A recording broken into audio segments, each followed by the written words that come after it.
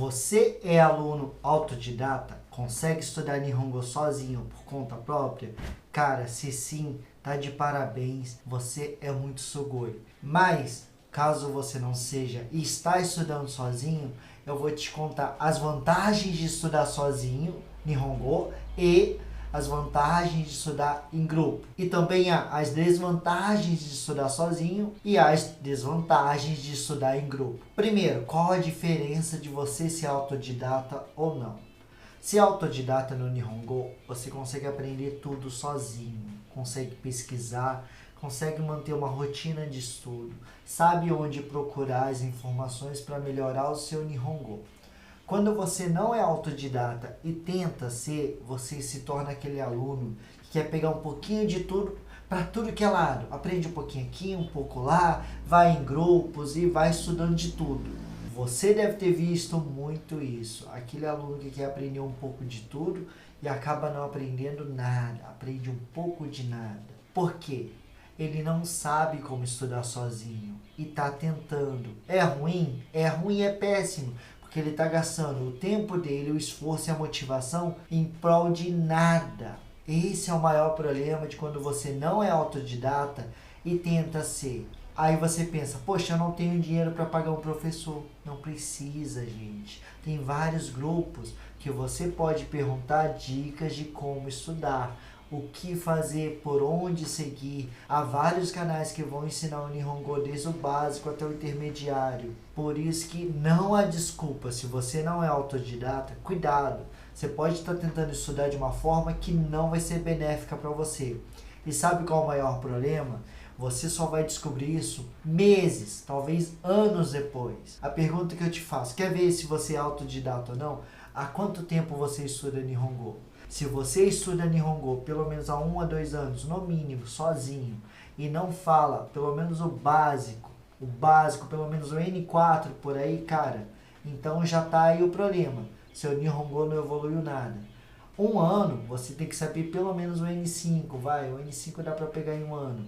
Em 2 anos, pelo menos o N4, então você já tá tendo uma conversação legal. Se em 2 anos você não chegou no N4, em quanto tempo você vai demorar para chegar no N1? 10 anos? 12? 15 anos? Não, é muito tempo.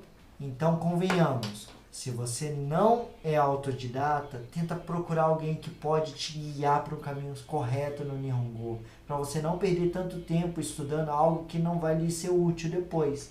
Beleza? Se você é autodidata, qual a maior vantagem? Você não precisa acompanhar a classe. Você simplesmente estuda. Por exemplo, uma classe vai demorar 2 páginas para fazer em uma aula. Cara, às vezes você está tão rápido que você faz 2 páginas em meia hora. Sim, é possível. Depende muito do seu nível, porque tem muita coisa que você já sabe. Tem a parte gramatical que você pega muito mais rápido do que qualquer pessoa. Então, sozinho você vai muito mais rápido. Sem contar que você não precisa ficar esperando a classe. Tipo, uma classe que vai demorar um curso para terminar um livro 4 meses, cara, às vezes você sozinho você termina em 1 mês ou menos. Por quê? Simples, porque sozinho você vai mais rápido. Isso daí é fato. Você não precisa esperar ninguém. Você consegue muito mais rápido sozinho. Agora, a desvantagem de estudar sozinho. Se você tiver alguma dúvida, você vai continuar com ela.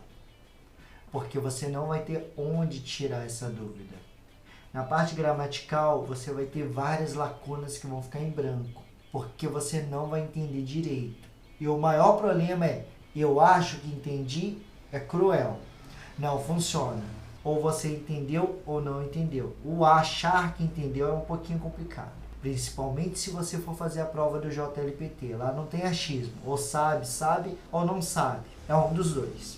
A parte gramatical, ela é chatinha, principalmente para aprender sozinho. A parte do Hatsuon também é chato, porque às vezes você está usando o acento no Nihongo no lugar errado e você não sabe, porque não tem nenhum professor para te corrigir. Infelizmente, sozinhos, a gente não vai conseguir aprender tudo, isso é fato. Você pode aprender quase tudo, mas vai ter várias lacunas em branco. E essas aí, se você não tiver um professor, não vão ser preenchidas. E a última desvantagem que eu achei quando eu estudava sozinho.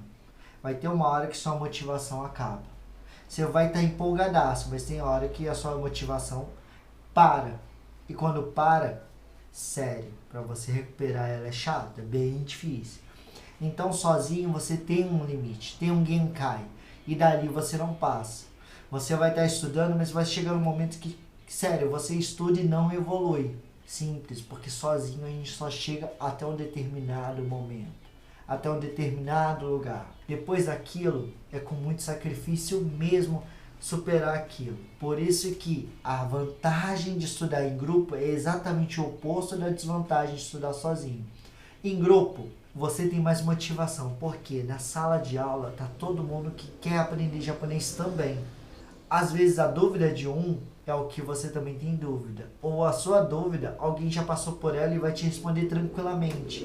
Não tem aquela frase, unidos somos mais fortes? Ou unidos venceremos? Funciona muito bem em sala de aula. Porque se todo mundo está focado em aprender Nihongo, sério, você vai evoluir junto. Porque, é todo mundo em prol do mesmo objetivo. Foi assim comigo. Quando eu estudava sozinho, eu evoluí muito, mas eu cheguei no limite, no Genkai, e não passava. Quando eu entrei para estudar em grupo, cara, evoluí muito. Porém, essas são as vantagens de estudar em grupo. A desvantagem: se a classe não tiver com o mesmo objetivo, cara, vai ser um terror estudar lá. Porque vai ter bagunça, vai ter gente perguntando umas coisas que já era para saber, aquelas dúvidas que o professor já explicou várias vezes e a pessoa não prestou atenção, não anotou. É uma galerinha que quer conversar, é outra que não tá nem aí. Então, sim, em grupo também é chato. Se pegar uma classe chata, sério, a sua evolução vai ser pior, você vai ficar mais desmotivado ainda. Se o professor ele não souber ministrar uma aula, ele não for competente para te dar aula de Nihongo, você vai acabar aprendendo errado ou nem aprendendo.